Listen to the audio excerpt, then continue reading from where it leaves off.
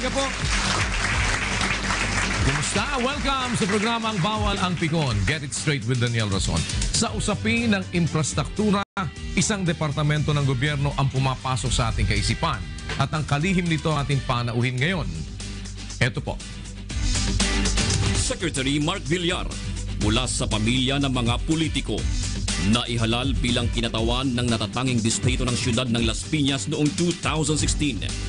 Subalit nang himukin siya ni Pangulong Duterte na magsilbi bilang kalihim ng Department of Public Works and Highways, nilisan niya ang trabaho bilang mambabatas upang mapabilang sa gabinete nito.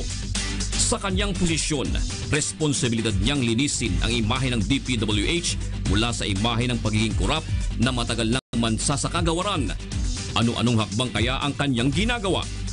Bilang anak ng isa sa may pinakamalaking kumpanya ng real estate sa bansa, natatanggihan kaya niya ang tuksong gamitin ang impluensya upang paboran ang kanilang negosyo? Kabilang ang DPWH sa mga departamento ng pamahalaan na inaasahang magbibigay ng magandang resulta dahil prioridad ng administrasyon ang pagsaayos at pagdaragdag ng mga proyektong infrastruktura. Nagbuhos si Pangulong Duterte ng pondo sa pagpapagawa ng mga bagong kalsada upang mapaganda ang kalagayan ng ekonomiya.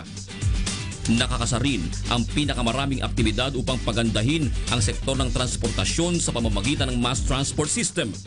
Nakatutok din ang publiko sa inaasahang tulong mula sa kagawaran ni Villar para naman sa ikagiginhawa ng buhay ng mga Pilipinong nasalanta ng mga kalamidad sa bansa. Ang karamihan sa mga nabanggit na proyekto ay nakasalalay sa buong husay ni Secretary Villar sa kanyang trabaho. May pamamalas ba niya ang isang matibay na dibdib at malinis na mithiin upang patunayang hindi nagkamali ang Pangulo nang siya ay piliin? Hindi po siya madalas na magpaunlak ng panayam lalo na sa ganito na one-on-one interview. Mas kilala po natin ang kanyang mga magulang doon sa mga nakakaraang panahon, sa mga kanilang ginagawa. No? Pero ngayon ay kilatisin natin at alamin natin ang kanyang mga project sa kanyang pinamumuno ang departamento. Let us welcome to the program DPWH Secretary Mark Villar. Secretary, morning po. Magandang po. Morning po. Have a seat, please. Thank you. Salamat. And let's get it straight. Di ka pa nagsisisi Hindi pa naman. na mas lumipat ka sa executive kaysa sa legislative? Mas mahirap yung trabaho, definitely. Mas mahirap yung trabaho. At minsan nalulungkot din ako dahil baby pa yung anak ko. Hindi ko na nakikita masyado dahil pag alis ko sa bahay, tulog pa siya. Pag uwi ko, tulog Tulog pa rin. na rin. Kaya, diba, lalutasin ko muna itong traffic para makita ko rin yung baby ko. Di ba nagreklamo si Mrs.? Hindi, naiintindihan naman niya. Kasi alam naman niya na... Pareho na kayong busy din dahil nasa Congress naman si Mrs., di ba? Opo. Masipag. Sobrang sipag. Kaya marami siyang ginagawa. Pero how would you compare ngayon, bukod dun sa pagiging mahirap at mas demanding ang trabaho mo ngayon sa executive, ano ang nakikita mong malaking difference dito? Well, I guess para sa akin, mahirap talaga yung trabaho at araw-araw may problema. Pero in terms of fulfillment, marami ka rin magagawa. Kaya nakaka-challenge. Lalo na sa DPWH. Dahil siyempre ang battle cry ng administrasyon ay golden age of infrastructure. Yes. At kaya marami kami mga flagship projects. And the President ordered us to solve many problems. Katulad ng traffic. Sa mga baha, lahat, earthquake. So, busy talaga kami. Pero parang walang nangyayari sa traffic eh. Well, may plano na actually. Kaya the first few months, na gumawa na kami ng master plan for the whole Luzon. So, katulad ng NLEX-SLEX connectors dito sa Metro Manila, yung bridges across the Pasig River, yun po ay sisimulan na. And I think, pag tinatanong ako, sinasabi ko, give us 2 to 3 years. At I think we have enough projects. Hindi naman kaya, kaso na naman nagplano na nga, gusto nyo gawin pa. Hindi, ang difference ngayon, may pera. May pondo. Dati kasi, actually, ang pondo namin, ang naka-budget sa DPWH this year is 450 billion. Which is yun na pinakamalaki sa kasaysayan. 450 billion. Ito is for infra. For infra. Pero ano yun? Ano bang nyo dito? Pinaka mismong priority talaga? Of course, there should be an order of priority, di ba? Sabay-sabay. Kaya kaya malaki yung budget. For instance, example, may 100 billion kami for decongestion program. So, lahat yan, more than 200 bypass roads across the country. Okay. Meron kaming naka-budget 150 billion for climate change, retrofitting ng bridges, flood control, disaster management.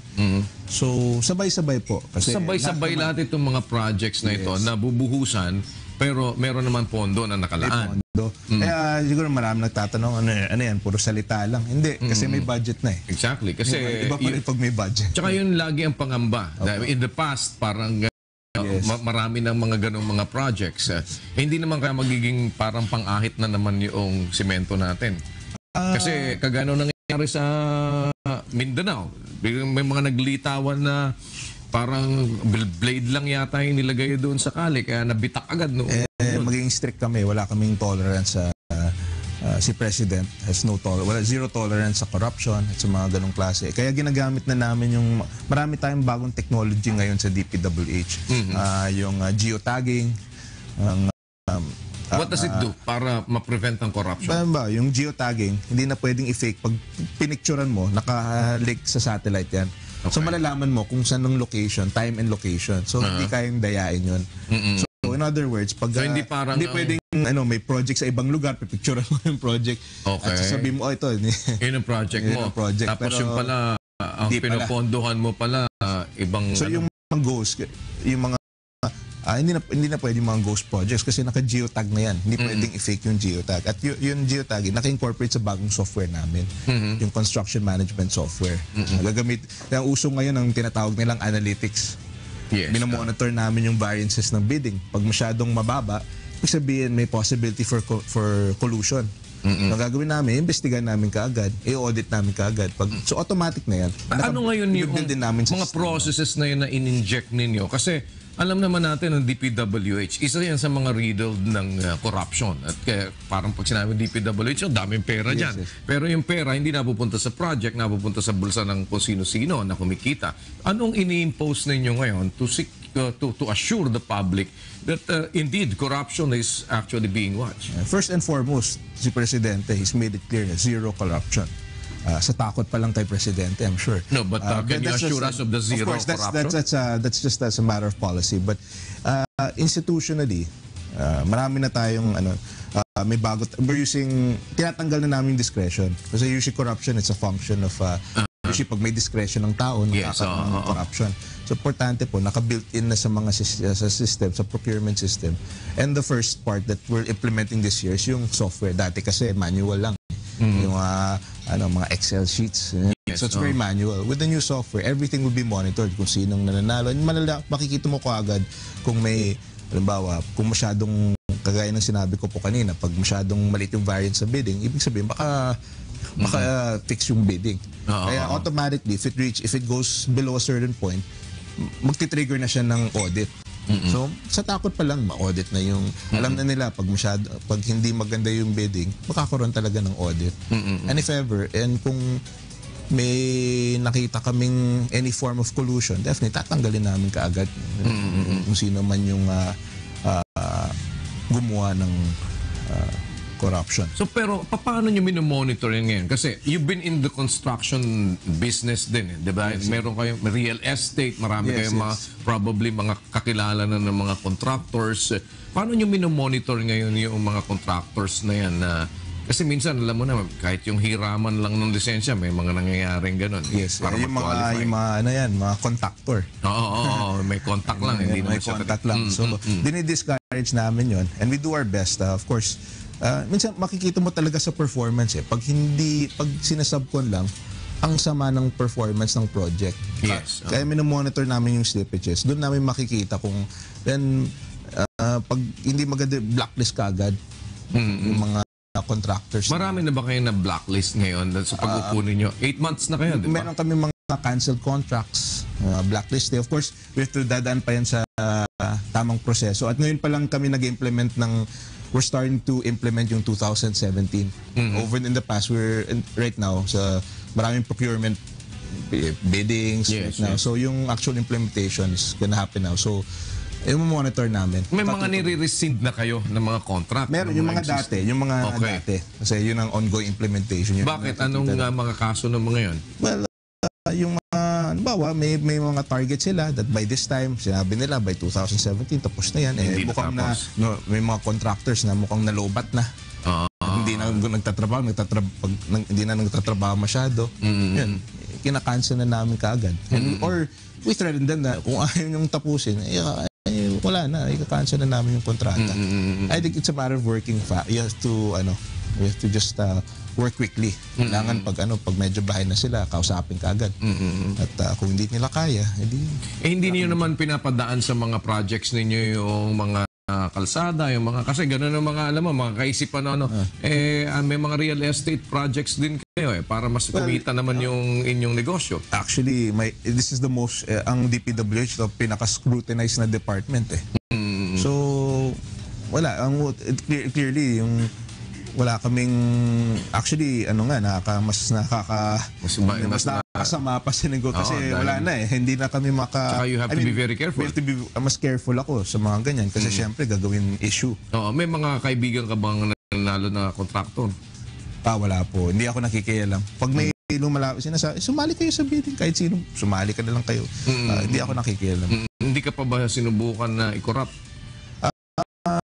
Kasi alam mo naman sa ganyan, di ba? Mga tao, hindi naman, siguro alam nila na wala naman akong, pagdating sa pera, pinalad naman ako sa buhay. Ito naman, itong trabaho ko ngayon, ito na for legacy, country. Okay na ako Okay naman ako wala naman akong kailangan. Anong nabago sa bidding process ninyo to at least eliminate yung doon sa mga... Una, yung computer software, yung computerization, that's a malaking bagay din yan kasi... foolproof ba yung software? Wala namang foolproof na sistema, but sa amin naman, we do our best to minimize. And wherever we see it, hindi ko naman mag-guarantee na zero corruption. Pero I guarantee that pag may nakita kami, tatanggalin talaga namin yung tao. Wala ka bang pinagtatatanggal pa sa mga regional directors? Meron na kaming mga movements. In terms of sa mga kinakasuhan, wala pa kayong kinakasuhan? Well, of course, we're not, di naman kami yung investigative body. We just tinatanggal namin, we sanction them. And yung mga may kaso, usually from an outsider, yung outsider, kakasuhan sila. Pero kami naman, we're ready anytime. Usually pag may nakikita kami, tinatanggal na corruption. What is the biggest challenge that you are facing now dito sa iyong departamento? Dahil for all we know, alam mo naman trabaho ng kongresista, si Kong Erin, nagbadalas magkukwento yan. Pagka congressman, hindi masyadong nakakatulog ng maganda, medyo hindi masyadong ang pressure the same way na meron kayo ngayon. So, sa ano ang pinakamalaking nakikita mong problema, especially din sa implementation ng inyong mga projects? Before you answer that, we'll pause for a break. Babalik ko.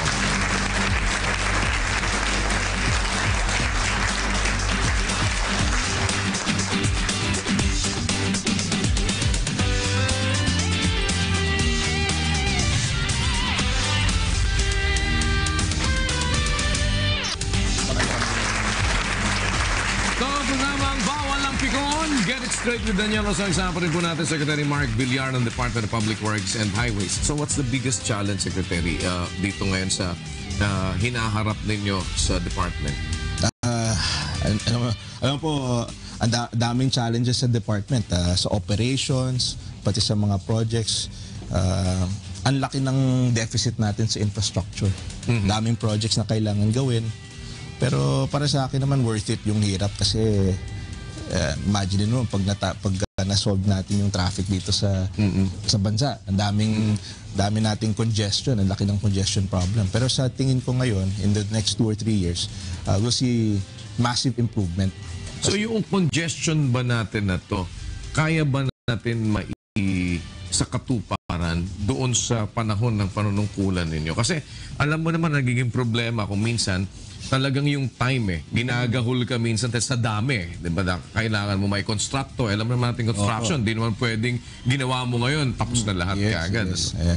Pero kami naman, nagmamadali kami. At sa tingin ko kaya, because in 2 or 3 years, sa tingin ko, ibang-iba. Kasi sa lineup ng projects ng, hindi lang ng DPWH, pati yung DOTR, nakikita ko na ibang-iba na yung landscape ng hindi lang Metro Manila, ng buong bansa. In 2 to 3 years, marami kaming projects na matatapos. Ano ang magiging pinaka-evident within 2 to 3 years? Ano yung pwede namin makikita na, oops, eto, iyan sigurado. Well, you'll see the beginnings of ang may pangarap kami, yung Luzon Spine Expressway Network.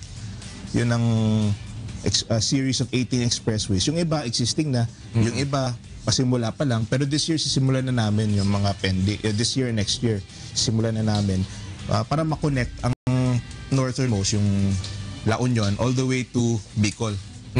So, ang sisimulan namin this year is the TR4. Yun ang connection from Batangas to Quezon. At next year, sisimulan namin yung connection from Quezon, yung Lucena, to Bicol. So, pag natapos po yan, at yung connector road at yung Skyway extension, pag natapos yan, may straight shot from south to the north. So, sa ngayon po, kung yung Legazpi to Metro Manila, umaabot ng 12 hours. Minsan 16. Pag natapos itong Luzon Spine, makakapunta ka from Bicol, makakarating ka sa La Union in less than 12 hours. La Union. Okay. Bicol yun, manggagaling. Bicol. La Union, ha? Yes. Wow. So at now, meron tayong 300, more or less, about 350 kilometers of high standard highway. By the end of the administration, halos madodoble yan. Pero ang completion nitong sinasabi ninyo na to is when? Well, if we start it next year, we can finish it in maybe 3, depending. Yung Quezon Bicol, medyo mas mahaba, 130 kilometers. We can target maybe 3 years. But ang importante lang ongoing. Parang katulad ng TPLEX, ginagamit na pero hindi pa tapos yung buong alignment. So at least partially meron ka na pwede rin but at least yung Skyway matatapos na yan by next year, yung Skyway extension from to Balintawak. At yung SX NLEX connector nasimulan na. We're targeting to finish that by 2020. So makakaroon tayo ng 2 bypass. By the halfway point ng term ni Presidente, magkakaroon po tayo ng 2 bypass road sa Metro Manila. At gumagawa din kami ng isang bago, yung Laguna Lake Highway. Gamitin namin yung shoreline. Gawa kami ng highway going from Taytay to hanggang Calamba. At yun po ang solution din sa problema sa Calamba, sa traffic. So lahat po sabay-sabay. Titirahin namin lahat ng congestion issues sa buong bansa. Hindi lang. Tapos sa Cebu, kakagaling ko lang sa Cebu and nireport ko sa kanila na meron na tayong plano for the Metro Cebu Expressway. Ang pinakamalaking project in the history of Cebu para ma-solve finally yung traffic nila. Tuwa naman. Paano yung mga airports natin? Anong nakalatag sa inyo? Well, alam ko recently binuksan nila yung, of course under the DOTR, pero alam ko recently binuksan nila yung Palawan Airport. Kasi mga link pa din yung kailangan, kasi yung coordination ninyo with DOTR para magkaroon ng synchronization. Diba? At yun ang, I think that's a major advantage. Ngayon po, napakaganda ng coordination namin sa DOTR, sa Department of Finance, sa DBM, sa NEDA. So mabilis ang processing ng mga projects. At so sabay-sabay po yung private sector, yung public sector. That's why meron kaming yung mantra ng infrastructure group is build, build, build. Maraming project. Actually, of course, for the past few months, planning kami kasi kailangan pang gumawa ng feasibility study, ng detailed engineering. But you'll see, mas mararamdaman nyo the second half of this year ang implementation ng mga projects. Yung toll bridges across EDSA. So dito sa Metro Manila, ano ba ang isang kasi one of the problems na hinaharap natin dito sa Metro, once na may mga projects, nagdadagdag ng traffic.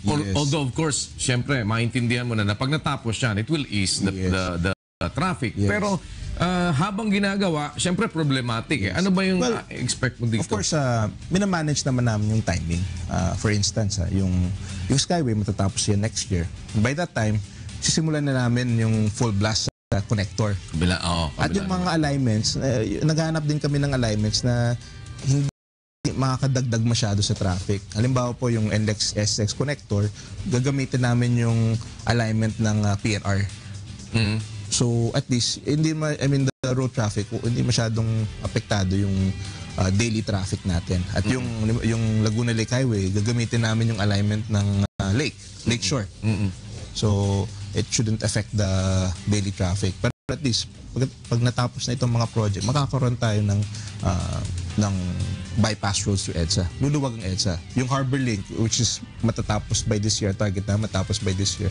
Pag natapos po yan, from Manila, lahat po ng trucks na galing sa port, hindi na papuntang NLEX, hindi na kailangan dumaan sa C5 or sa EDSA. And we're expecting 40,000 a day. Okay. So that's a first salvo against yung traffic sa...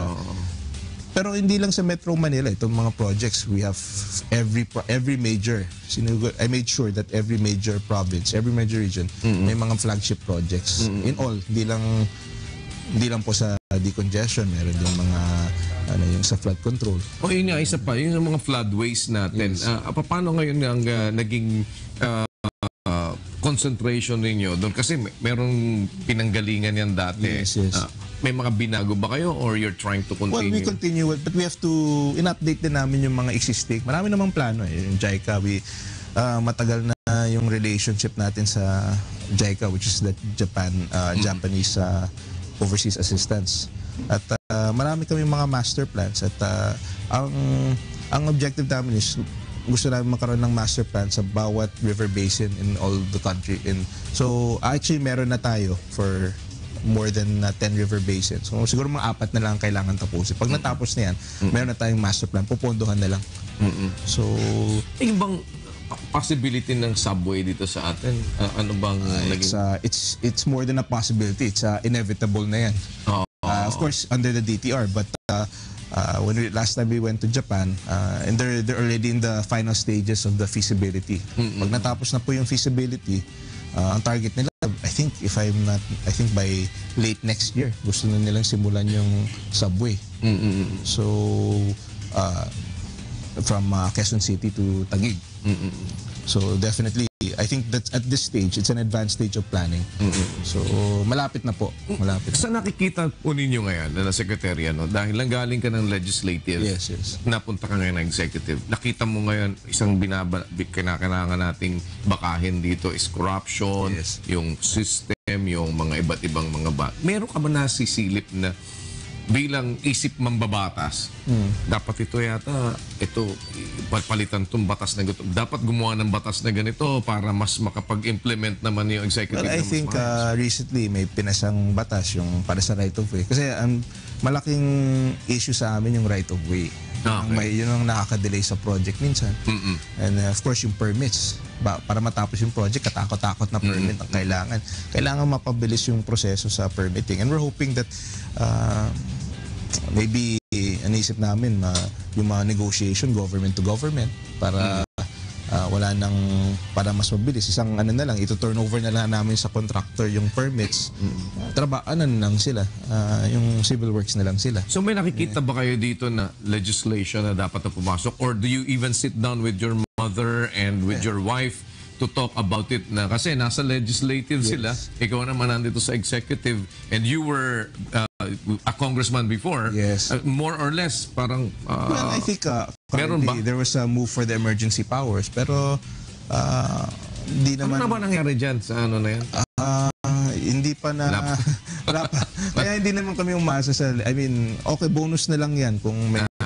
Parang ginawa nyo na insignificant na sa ginagawa ninyo. We have to focus, naka-focus na kami sa implementation and dahil sa dami rin ng mga projects.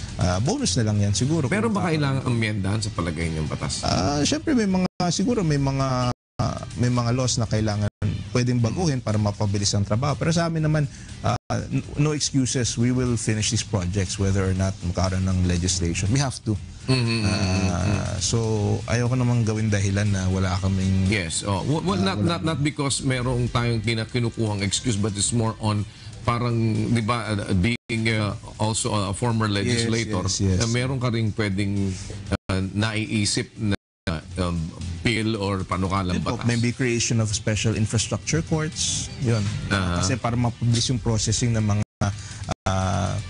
right of way. Okay, yung mga dinadaan. Kung may kung halimbawa gusto namin i-acquire ang isang via expropriation. Sana mas magkaroon ng courts na nakafocus talaga sa mga mas madali para mapabilis ang decisions. Ano ba maraming dinadaanan nyo ngayon, yung mga bypass roads? Meron ba mga nasasagasaan tayong mga fields, rice fields or things like that, or mga across the country meron din mga iba-iba. Minsan sa Metro Manila may need to, kailangan din namin mag-relocate. Hindi naman, part naman yan eh. Yes, Nakapasok naman yan sa project budget. So kung kailangan namin mag-relocate, magre-relocate din kami. Pero ano naman kami, sanay naman kami. Pero nag-iiwas ba kayo doon sa mga mga agriculture na maaring ma-affect? As much as possible. Pero other times na kailangan talaga. Wala ka ng ibang choice. Wala namang ibang madadaanan. So, walang choice. But maaari, of course, we want to avoid yung may masasagasaan. Pero may mga times na, kung kailangan i-relocate, may settlement naman yan. We let the courts decide. Nakapag-inspect ba kayo ng maraming mga roads natin dito? At nakita ba ninyo yung alin yung mga ginawa ng mali at alin yung mga ginawa ng it's always tama? Constantly, we're always improving. Gusto namin maging national standard, international standard ang ating mga kalye. So, actually, marami kayo nakita, Marami ba kayo nakita mga parang mga substandard itong mga pagkakagawa? Meron din. But we're being strict about that, yung auditing. Mas strict kami ngayon sa auditing. I'm actually, in-augment ko ngayon yung auditing department para at least mabawasan na yung mga substandard projects. We try our best. Of course, may limitations din ng department. Sa dami rin ng mga projects sa buong bansa. Hindi na monitor lahat. Kaya maganda rin na mabuti at may mga media outlets na nagbibigay ng impormasyon sa amin. At least force multiplier. Yes. Doon sa nangyari sa Mindanao ba, kumusta po ang inyong ginawa na ngayon na pagbisita doon for the rehabilitation? Sa Surigao po. Yes. Actually, yung bridge, yung Anao-Aon Bridge, we're ready to implement that. Na-budgetan na namin. And the DBM, mas mabilis ang pag-release ng DBM. Immediately, meron na kaming pondo para sa mga rehabilitation. So, I think we're satisfied with the rehabilitation efforts. Pag may mga complaints, inaasikaso namin kaagad. At and we'll be ready. Actually, ngayon pa lang pinapa-audit ko lahat ng structures. Yung mga local structures natin, lalo na yung mga eskwelahan. Pero yung mga bago po, rated for seismic rated na yung mga bagong buildings natin, even for typhoons, up to 250 kilometers. So, matitibay po yung mga bagong structures. Right now, we're in the process of auditing yung mga dati. Para kung kailangan ni-retrofit, pupondo na namin yung retrofitting. You mentioned na merong budget, pero hindi ka ba nagkakaproblema sa pagpaparelease? Kasi minsan kasi wala nang lumabas sa bibig ko kung hindi absorptive capacity eh. Kaya pinapressure ko na talaga ng mga directors ng DPWH na mahit yung target namin sa absorptive capacity. Yun na nasa isip ko palagi kasi sa laki ng budget ayoko naman ayaw din namin ng underspending.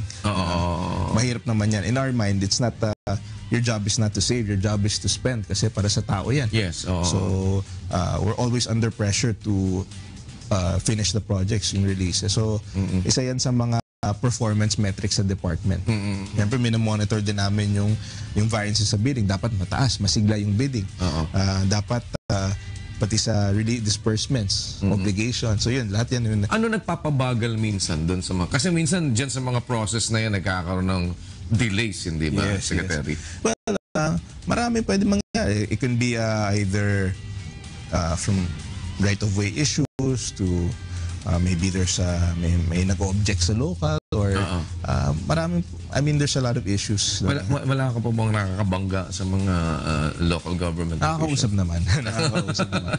And then may nagkakaroon naman ng maayos na. Ano usual na nila, tutol nila sa mga, kasi minsan ganyan, minsan nagpapapansin. Minsan yung mas gusto nila sa dumaan sa ibang lugar or may mga concerns lang. But I think overall manageable kasi isa lang ang objective natin, which is to solve the traffic in an area or which is to improve the resiliency ng ating mga building. So, or magkaroon ng mas maraming school. Lahat na, I mean, we have the same objective. So, wala ka bang naging problema ngayon sa mga former colleagues mo sa Congress? Kasi siyempre, alam mo naman, yung mga, di ba, ikaw naman, secretary, siyempre may kalabitan din yan, di ba? of course, pero naiintindihan ko rin. Kasi siyempre, mga constituents nila.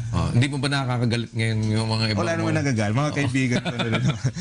Okay lang naman, maganda naman ang relationship ng DPWH sa Congress. Kasi syempre, naintindihan ko rin naman sila, may mga constituents sila. Yes. And of course, the same way that you were before, di ba? Yes. And ako naman, nakikinig ako kasi syempre, ano rin yun, syempre kung ano man ang concerns nila, yun ang reflection ng mga concerns ng mga constituents nila. Correct. So, I make it a point na nakikinig ako sa mga comments and we try to incorporate that sa budget. Kasi kung minsan, di ba, meron din yan na usapin sa order of priority, di ba?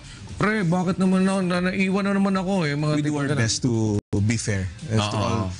We do our best. Siyempre, kasama yan sa trabaho. Kailangan maging fair kami sa lahat ng districts sa country.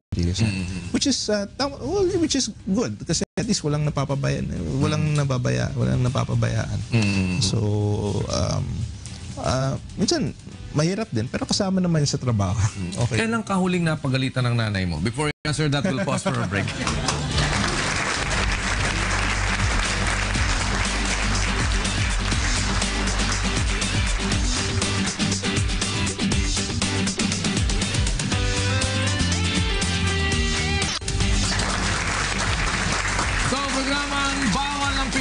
Get it straight with Daniel Osang Champion, Secretary Mark Villar ng Department of Public Works and the Highways.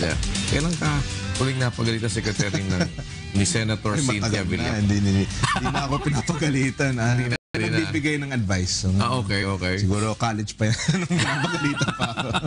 Nag-aaral pa ako. Pero ngayon hindi na. I think kami naman ngayon nagtutulungan kami, nagbibigay po siya ng advice. Pag every Sunday nakikita kami kasama ni Hindi ka ba napapagsabihan minsan na, anong ginawa mo doon sa bakit gano'n eh? Hindi ba? Siyempre, usapang anak at saka... Siyempre, minsan, itong mga project kailangan ayusin. So, okay lang yan. Okay lang yan. Pag may nakikita siyang mali, siyempre, ipo-point out niya sa akin. Hindi ka naman minsan, parang sabihan ka na, papatawag kita sa committee hearing. Hindi pa naman.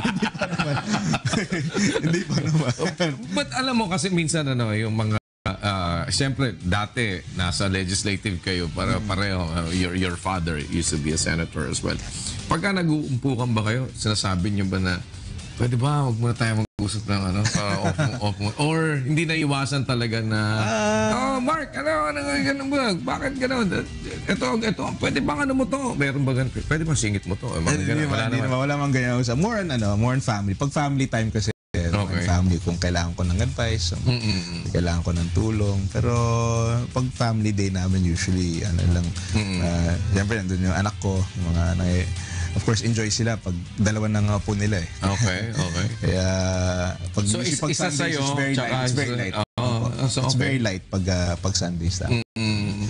Siguro konting pinag-usapan namin pag may mga problema. Pero more on very light yung mga... Pero do you consult your parents as well? Like, halimbawa, Senator Manny Villar, kinoconsult mo ba papa mo regarding sa mga... Of course. I think, kasi I think, ang dami niyang experiences. Yes. And I think that until now I still learn. Wala akong natututunan. Anong pinaka tumatak sa isip mo na pinayo sa ni papa mo regarding sa pagiging ngayon ay secretary mo ng DPWH? Alam mo, yung father ko kasi is a builder. Yung nature niya is a builder.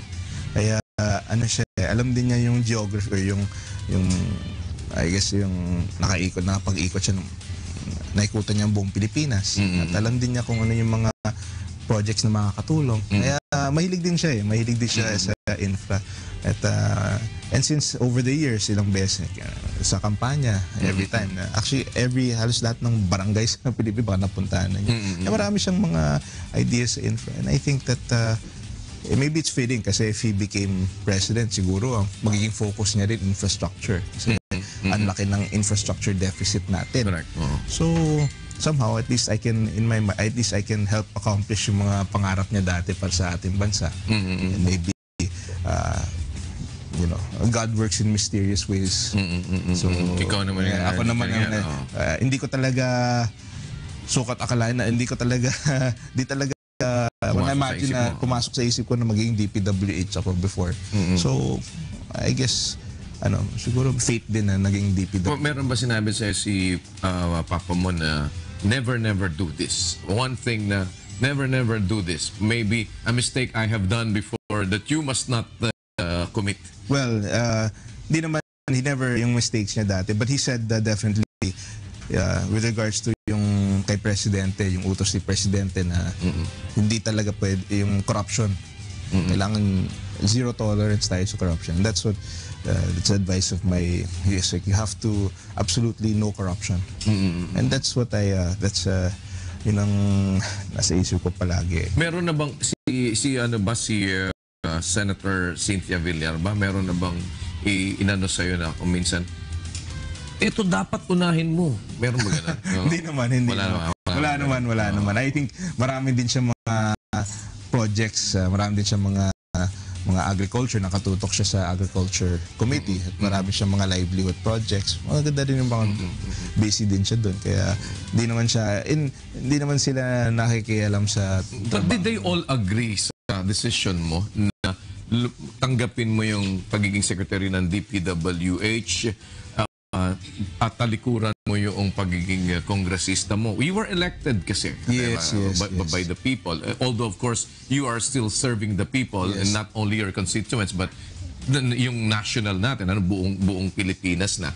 Wala ba silang naging kontra sa'yo? And also your wife as well? Well, I think my family, alam naman nila yung importance ng portfolio ko ngayon, lalo na sa infrastructure. And they know ito yung need ng ating mga kababayan. And I think to be a part of this is malaking karangalan para sa akin to be a part and to do ako naman hindi naman ako doktor or sundalo or lawyer. Ang alam ko is management, project management. Yun ang specialty ko. So in my way, this is my tour of duty. Ito yung tour of duty ko para sa bansa. Ito ang pwede kong gawin. Ito ang kaya kong gawin para sa ating bansa. And this is my I don't know, kaka-opportunity ako ulit. And para sa akin, when your country asks you to serve, hindi mo pwedeng tanggihan. But how do you see yourself after this I'll be secretary? I'll still be in my 40s and then I'll see. Hindi ko pa alam kung basta para sa akin ayoko muna isipin ang next phase kasi dami ko ng problema ngayon, ang dami kailangan gawin. Tapusin ko muna and then let's see. And the Lord works mysterious ways. Hindi mo ba si Congresswoman Aglipay Villar hindi mo ba pinapagbawalan na susunod, wag ka na tumakbo. Parang dalawa tayong di nakikita ng anak natin palagi. Oo nga. Well, I tell her na dapat mag-relax siya ngayon dahil, may lupus kasi yung asawa ko. Yeah, how is she doing now? She's doing well. Kaya minsan pinapagalitan ko kasi dahil sa kondisyon niya, ayoko rin na mapagod siya masyado. Tsaka hindi, isang kalaban yan yung stress Yes. Kaya yun ang nakaka-trigger ng lupus. Correct. Kaya, yun, I hope. Ano ba pinakamabigat na stress niya sa'yo? Wala. Walang ang lang minsan sa politics, diba? Minsan sinasabi ko sa kanya na, anyway, I tell her that easy lang kasi kailangan din niya maraming limitations dahil sa lupus, hindi ka pwede maarawan masyado. So I just mag-ingat ka rin kasi immune system yan Yes. So, ayan, kasi the time that she was here and nung naging guest ko siya, hindi mo pa siya kukuhang Hindi. maging... at medyo pagka hopelessly romantic ka daw, totoo bang ano ka sa China, Wall of China ka pala? Kinuwento ba niya? Kinuwento niya pala yun. Doon ako nag-propose nung nasa China kami na pumunta sa Great Wall. Ayun. Paano mo nakita si Kong M?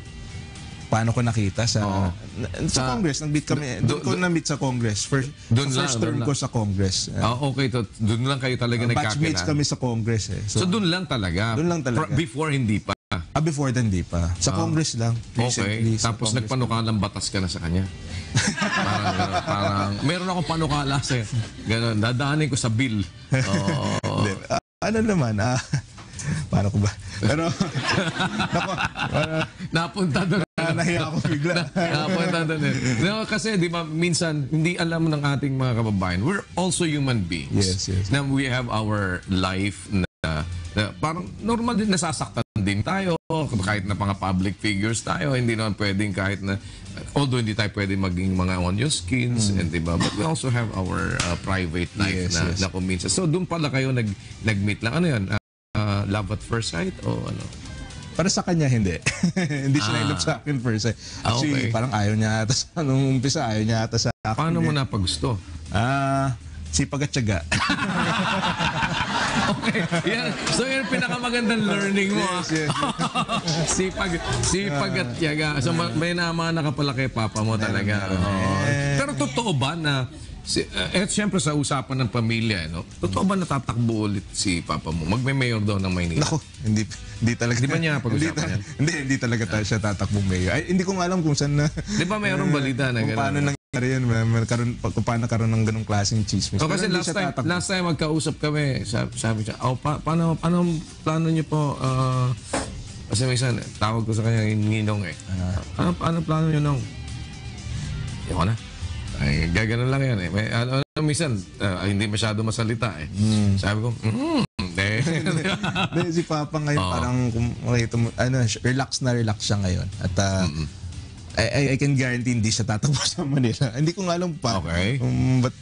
So, tatakbo ulit siyang presidente? Hindi. Baka presidente ng Homeowners Association ng BF. Ng Camellia. Baka pwede pa. Pero sa tingin ko, ano na siya, happy na siya sa ginagawa niya ngayon. Pero ikaw, ano ang highest ambition mo sa politika?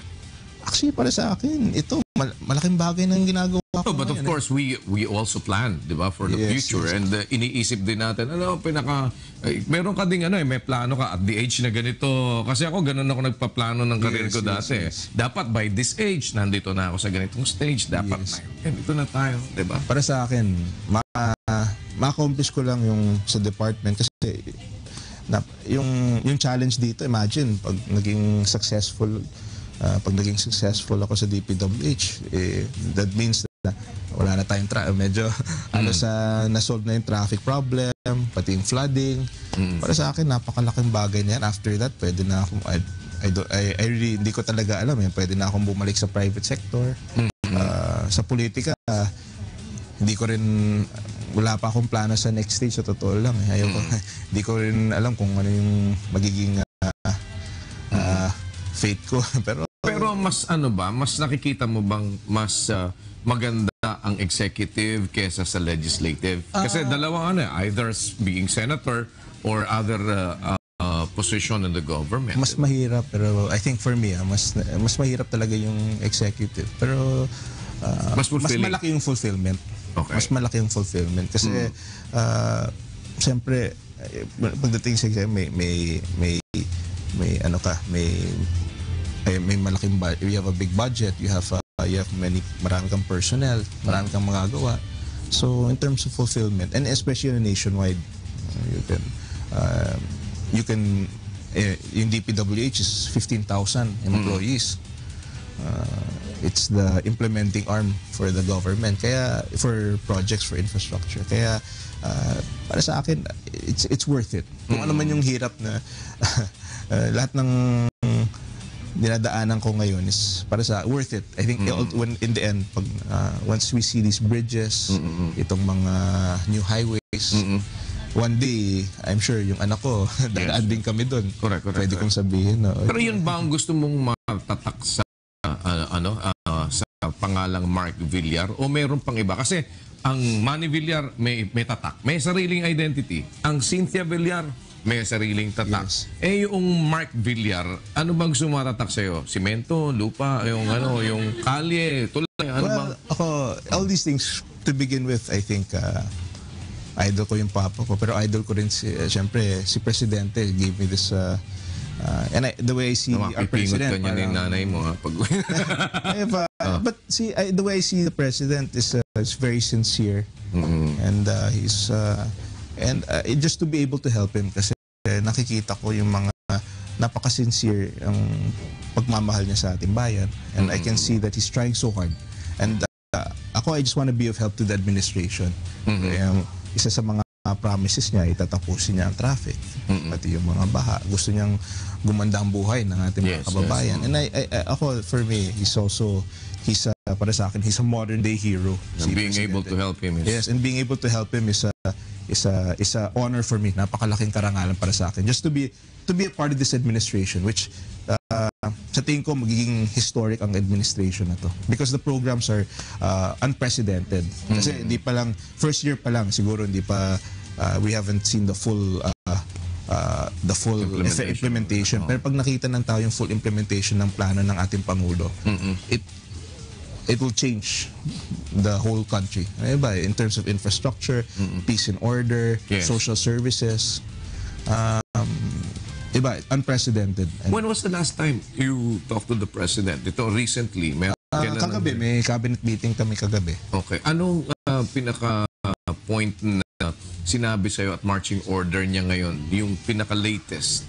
Well, of course, nire-review namin yung mga bagong projects. May mga pupunta siya, may trip kami sa China at Cambodia. So, anong maghanap kami ng foreign investments para sa, kasi yung foreign investments that automatic translates sa trabaho we want to reduce the poverty level from 20 to 14%. So kailangan natin kumuha ng maraming investments para dumami ang workforce dito sa Pilipinas. Non-stop ang trabaho ni President. And I think that in a way, people realize that this administration will accomplish a lot. Pero ngayon, parang medyo nagkakaroon ng epekto doon sa kanyang popularity ratings. Anong nakikita mo ditong pinakamalaking factor? Yun bang mga usapin tungkol dyan sa mga extrajudicial killing? Well, I think hindi naman yan yung kwento ng ating bansa. I mean, yung EJK, I think political lang yan political lang yung EJK. That's just a manufactured issue. But ang reality, which is, I'm sure we all know, is aggressive po si Presidente sa peace and order. At kung tatanungin mo yung ating mga kababayan, I'm sure many of them will say, ako, kasi namomonitor ko rin sa distrito, tinatanong ko yung ating mga constituents kung kinakamusta ko sila. Lahat, and all, it's uniform, sinasabi nila na they feel safer now. Paggabi, nakakalakad sila sa gabi. Hindi na sila natatakot masyado. But that's just the first part. And syempre, hindi pa tapos si Presidente, tuloy-tuloy ang peace and order campaign. And that's why I hope, supportan naman siya. And all the time, I don't see wala naman siyang utos, this EJK, I think it's a political issue. But I think, kung gusto natin, kailangan na natin iangat ang ating bansa, dapat kaisa tayo. We have the same story. Dapat ang pag-usapan natin yung infra programs, yung mga social programs, kasi ang dami. Yun ang kwento ng ating bansa. But generally, you agree with everything that the President is doing? Yes. 100%. Sa tingin mo, kaya mo yung dibdib ni Presidente, Digong? Well, yung ganong klase ng paninindigan with kasi idol mo din siya, no? Yes. At gusto mo din na masundan one way or the other, paano mo siya matutulungan, yung kanyang kumpas. Kaya ba ng dibdib mo yung, the way he runs the government now? Well, of course, we have different personalities, pero yung tapang ni Presidente na, well, of course, lahat kami na-inspire sa kanya. And ako, I'm 38 years old. Nakikita ko yung tapang niya. It's something I also want to emulate. So, correct. And, kung sakali bang mag-45 years old ka, can you see yourself also being the President of the Philippines? president, baka it's not something that not even in my imagination na maging Well, the same thing that presidente. you did not even imagine that you will become a DPWH secretary. Well, totoo, pero hindi ko talaga ma-imagine as a president.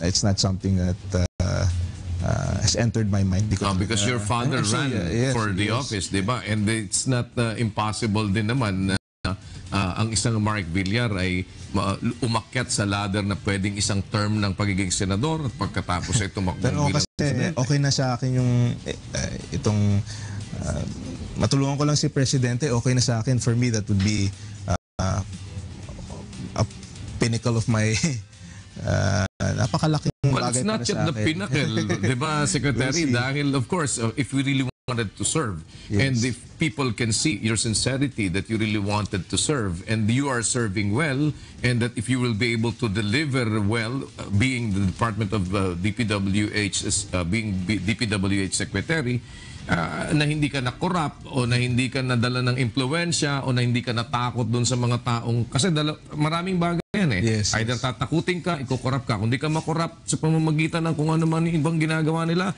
pwede kang takutin, pwede kang gawa ng kung ano-anong ibang. Yes, yes. But of course, you really need yung determination and guts to Yes. do everything. And actually, when I first started, maraming maraming I guess umangal, skeptical dahil Yes, yun yes, sinasabi. correct, Pero sa akin lang, my only, I just want to prove everyone wrong.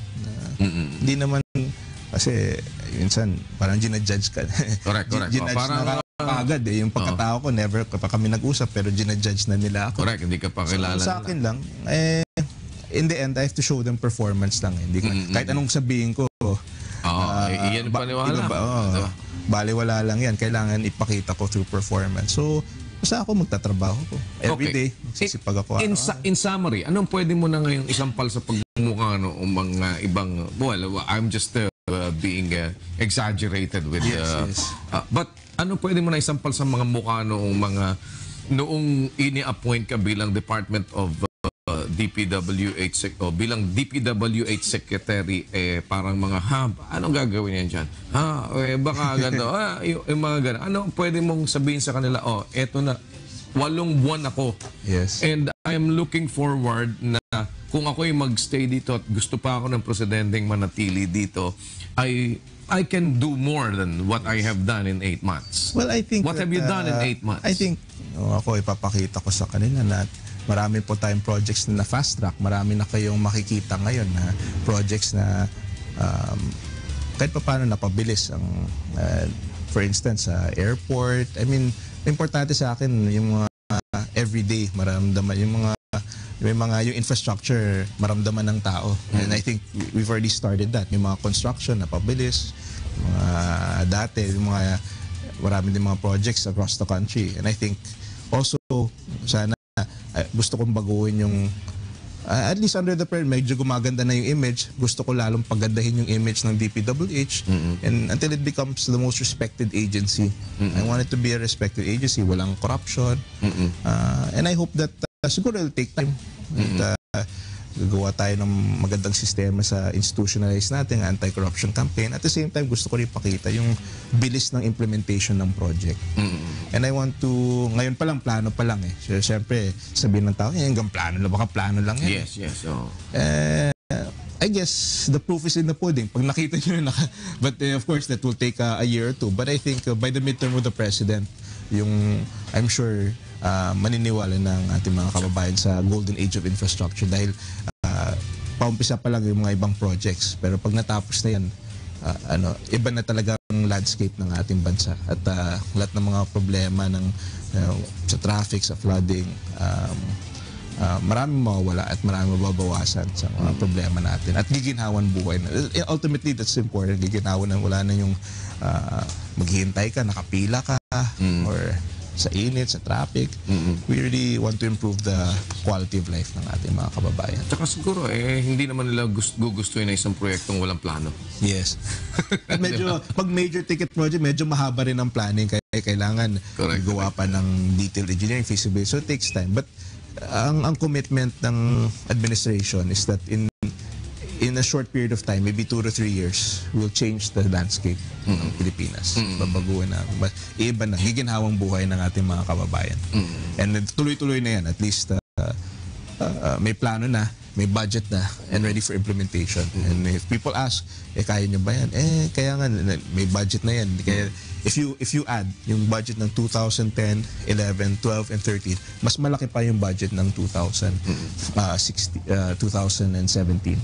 So, napaka-ambitious ng proyekto at sana suportahan natin si Presidente sa kanyang mga layunin para sa ating bansa na at least masolve na yung peace and order situation at pagdating sa economy, magiging, actually now, tayong malakas in terms of growth, pinakamabilis, mataas na growth in Asia.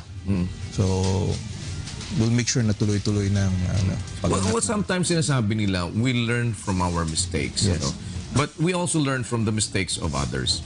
Ano ang pinakamalaking learning na nakuha mo sa pagkakamali ng nakaraang mga nasa DPWH?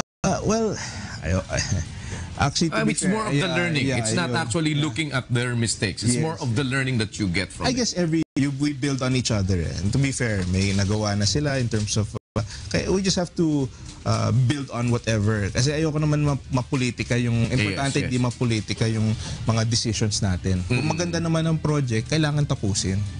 Hindi naman importante sa akin kung yung credit grabbing, sabihin nila kung sino ba nagsimula. Hindi naman importante sa akin. Kasi pag napolitika ang project, baka dahil lang hindi project natin, hindi namin tatapusin. Ayaw mo i-pursue.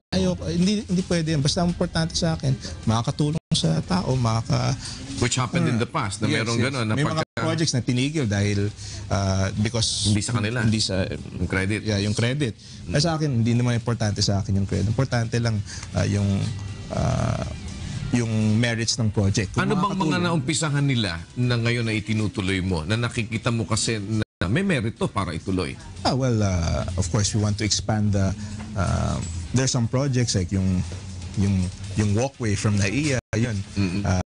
Medyo natenga yun at natapos din. And then we have yung mga highway, yung mga NLEX-SX connector, and then yung NAIA Expressway, yung expansion ng NAIA Expressway. So there are projects from the past administration not only will we finish it, we'll even speed up the process. Kasi nakikita naman namin na makakatulong sa ating mga kababayan. So it doesn't matter. Yung credit naman, lahat naman ng projects ay project ng Pilipino. Para sa Pilipino. Hindi naman project ko or hindi naman project ng isang administrator. This is the project, itong pera ng taong bayan. And we consider all these projects are project of the Philippine people. And it's our trabaho namin na tapusin. That's part of our challenge. We have to finish this. Regardless of who wala kami pakialam kung saan mapupunta yung credit. Importante lang, mas natutuwa ang ating tsaka napapakinabangan ang mga napapakinabangan. Yun lang importante sa amin. I think that's one change that you see in this administration. We're united and ayaw namin na mapolitikang mga projects. Well, aside doon sa nakuha mo sa tatay mong sipag at tiyaga, kung meron kang sarili mo na bibitawan, kasi it's nakakabit sa Manny Villar yung sipag at tiyaga, diba? Ano ang mga katagang gusto mong maiwan sa tao na yun ang matatandaan nila pag sinabi ang pangalang Mark Villar? Well, mas sa akin lang, ang importante sa buhay ko, hindi naman importante sa akin yung huwag kang sumuko. Like with this job, minsan kahit nahirap ka na, pagtsaga mo na at I think it's important. Pati yun din ang advice ng tatay ko sa akin. Minsan, ganun talaga ang buhay. Ups and downs. Weather lang yan. Importante lang, bumangon ka kaagad. Yun ang sikreto niya. Don't give up. Yes. So I think for me, that's yun ang rallying cry sa buhay ko. No matter what.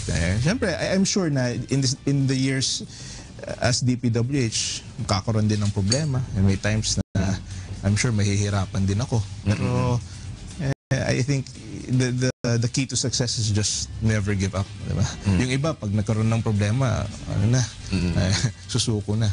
So importante lang sa akin na huwag So hindi ka susuko dito. Hindi talaga ako susuko. So dito. kung nawala ka sa DPWH, ibig sabihin, tinanggal ka. I suppose. Hindi diba, talaga. parang hindi Or natapos ko na yung gusto kong gawin. Pero hindi ka magre-resign. Well, I don't plan on resign. Until, siguro pag medyo... Kasi minsan yung iba, pag nahirapan na, ang option nila, mga cop-outs, di ba? Yung parang, ayoko na, resign na lang ako. Ito na diba? yung pinakamatinding hamon sa buhay ko. Ito yung pinakamalaking challenge sa buhay ko. So, hindi talaga ako susuko. But what will make you decide, halimbawa, kung sakasakali na mag-resign? If I feel I've done enough or na-accomplish ko na yung or substantially yung mga objectives ko, siguro... It will never be enough, di ba? There are still bigger things to do, di ba? At least pag medyo, siguro, pwede na ako magpahinga ng konti pag pag medyo itong mga projects ay... you don't have that much time to finish all of this, Secretary, di ba? We'll do our best. Pero naman ako, basta sa akin lang, nakafocus ako sa trabaho ko ngayon. At basta ma-accomplish ko, I'll do my best. Bubuhos ko lahat para matapos itong mga project. And then I'll leave the rest to the Lord kung anong plano niya para sa akin. Basta it's important for me na ipakita na ito yung para sa akin, ito yung defining moment para sa akin ayoko naman I don't want my defining moment to be negative na sumuko ako or may ginawa ako na hindi maganda. So para sa akin lang, I'll do my very best. Like that's my commitment to the President and to our that I'll do my very best. Did you assure naman si Presidente na hindi mangyayari sa iyo ang nangyayari kay Pete Lavinia, hindi na mangyayari sa iyo ang nangyayari kay Secretary Sueno, at ngayon dito naman sa ERC, mga ano ba ang assurance na binitawan mo sa Presidente? Well, alam naman ni Presidente ang pagkatao ko, and maybe that's why kaya ako nilagay sa pwesto, dahil alam niya na may temptation din yung DPWH. But that's my commitment. Well, that was the same thing that he was saying before kay Pete Lavinia and kay That's why Sueno. Talk is. That's why I mean I don't even want to talk about it. Basta ipapakita ko na lang and then you let the people judge me kasi there's nothing I can say. Yes, correct, Anong sabihin ko? Sabihin lang niya, hanggang salita lang yan madali lang sabihin yan pero gagawin mo ba yan? But sa akin lang, that's why hindi ako masyadong high profile. Basta ipapakita ko na lang yung performance. Doon nila makikita sa projects at I guarantee zero tolerance. Like the press, pinalad na ako. Ito yes. Ang habol ko lang naman dito is... so one strike ka din dun sa mga magkakaroon ng problema sa corruption. One strike kayo. Parang no place for you here. Someone who's going to... the President is clear. Ayaw niya talaga. For us, ito na yung sacrifice. Ito na yung this is our tour of duty for the country. Ito yung sakripisyo namin para sa bansa. And para sa akin, this is a defining moment for all of us. It will define how people see you. And marami kami magagawa para sa bansa. If we can our objective is to bring the Philippines to the next level. Maging upper middle class country na yun ang target. Yes. So, I can't think of a more noble target. People are watching us now. Meron dyan sa mga nanonood, kaibigan mo. Kahit nanay mo nanonood din ngayon. Meron sa mga nanonood, hindi kumbinsido sa'yo. Yes. Meron mga nanonood, maaaring kaaway mo na hindi mo alam. Yes. What would you like to tell them? Alam mo, nung unang upo ko, ang sinabi ko lang,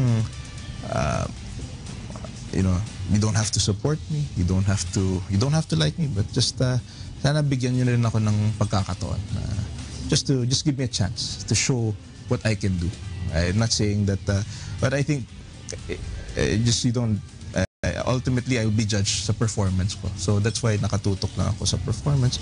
I'm not looking for people to like me. I just want you to, sana bigyan mo ako ng chance. Kasi my motives, I'm really sincere in this, and I hope that sana supportan nyo ako at pati si Presidente.